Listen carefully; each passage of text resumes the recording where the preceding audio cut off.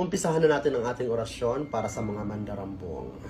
Sa mga kontraktor ng mga nandaya, nagmanipula ng loko para magkamal ng salapi ng taong bayan, inuutusan ko ang kamalasan, habulin mo sila. Tugon, kamalasan, habulin mo sila. At sa mga politiko na nag-uto ng taong bayan, naging utak ng katiwalian, at tuluyang nilamo ng kasakiman, inuutusan ko ang kidlat, sapulin mo sila. Tugon, Kidlat sa pulin mo sila.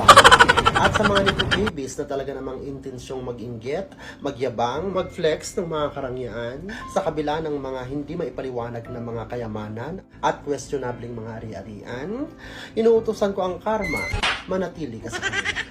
Tugon, Karma, manatili sa kanila.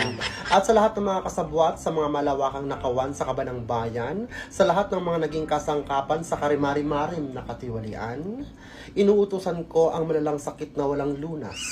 Dapuan mo sila. Malalang sakit na walang lunas, dapuan mo sila.